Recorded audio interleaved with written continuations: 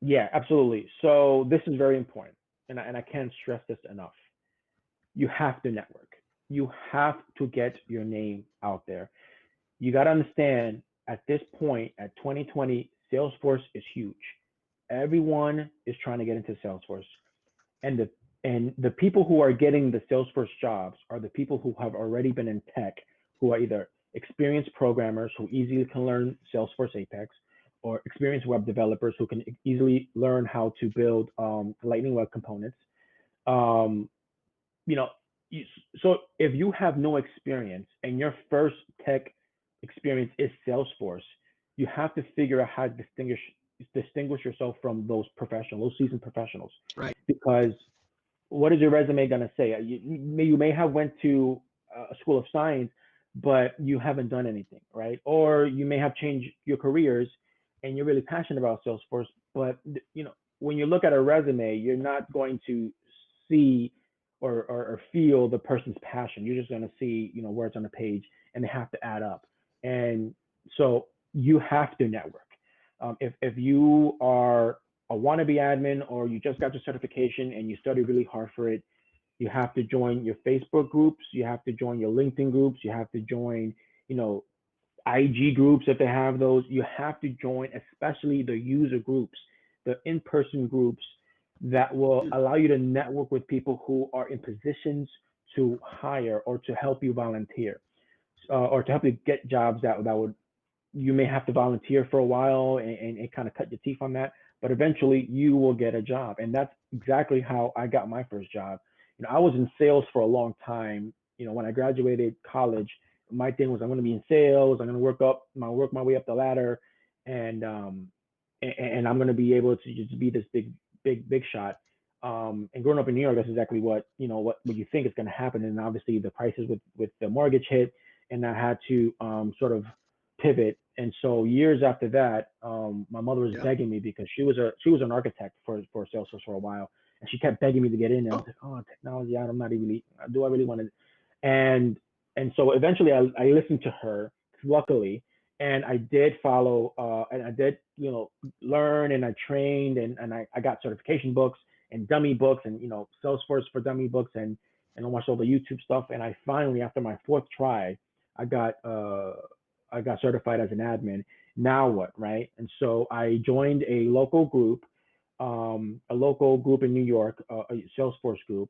I met up with a couple of people a few times, really great people. They didn't have anything at the time. Then the Salesforce came to New York for one of their yearly conventions, and I met up with a couple of people that were going to attend, and we went through some speaking sessions together, and we looked at some demos together, and we kind of talked about things that we liked, things we didn't like. And obviously at that point I was really into Salesforce, so I was looking at all the blogs and reading all the things, and really like immersing myself into Salesforce. And they were really impressed, so they said, hey, I know this person who is looking, she's starting a nonprofit community center in South Carolina. So she doesn't really have the money to pay anybody, but she really needs a lot of help with Salesforce, and you sound like you know what you're talking about. So I said, absolutely. It's not paid, but I'll take it. I don't care. I just want to be able to get my footing, and that's right. exactly what happened. And so I got the job, and 6 years later, here I am. So you have to network. I just interviewed somebody. I actually just interviewed somebody for an admin role, and she told me that she was a part of all these groups in New York, and one benefit that helped her being part of all these groups was she was able to network with someone who actually paid for her to go to Dreamforce. She was actually an admin. She was already an Wow. admin at a company, but they didn't have the budget to take her to Dreamforce. So she was part of these groups, and she happened to meet someone who owned a non-for-profit uh, a Salesforce training community center, and they got to talking, and before you know it, she's paying her. She was the woman who owned that community center or who ran that non-profit, paid for the candidate of the job we're looking for to go to Dreamforce, and from there she started networking even more, and then she became a panelist at one of the conferences. She became a guest speaker at a podcast. I forget the woman's name, but she's very famous in the Salesforce circle, And so that's the sort of thing that you have to do if you're trying to break into, Salesforce without any experience. You're not going to be able to get through this today. Maybe you were able to 10 years ago when it was still kind of new and people heard of it, but it was still kind of fresh. But now, 2020, you're not going to be able to just stay behind your computer and submit resumes and things like that. You have to get actively involved in groups. Every discussion, once you join the group, every discussion that comes up, be vocal and give opinions, and even start topics of your own.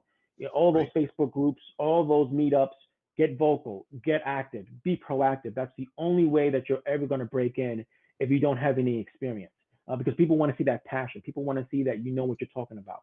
So even if you haven't had any live job experience, obviously you know what you're talking about. And because you don't have an experience, because you don't have any experience, and because Salesforce can be very expensive, you're gonna find someone who's trying to implement Salesforce who says, "I don't have any money to pay you right now, but I can give you a job at least so you can get experience. And if you're in a position to take on that role without getting paid at first and just cut your teeth doing whatever it is that they need you to do, I promise you, you will find that dream job soon after, because now you have a job. You can literally say you have responsibilities, you have a job, you're not getting paid for it, but at least you're doing something. Somebody can vouch for you. Somebody can, and you can put that person on your references for on your resume or your job application. And then lo and behold, you're gonna find yourself in a position where you look back and like, oh, look around all that I have accomplished. So that's my number one recommendation. You cannot get a job sitting behind your desk thinking that you're just going to apply all day. You got to get out there, and you got to network, and you just got to talk, and you got to stay on top of all the latest in Salesforce. Read all the blogs, like Salesforce Ben is good. David Liu, I think his name is, he's good. Look at all the stuff that is coming out. Be knowledgeable about those things, because you never know what certain topic is going to come up that someone may need help with, or someone is having trouble with. And because you've done your research, you know exactly how to solve that issue. And then here you go, somebody will directly message you, "Hey, thank you for that tip.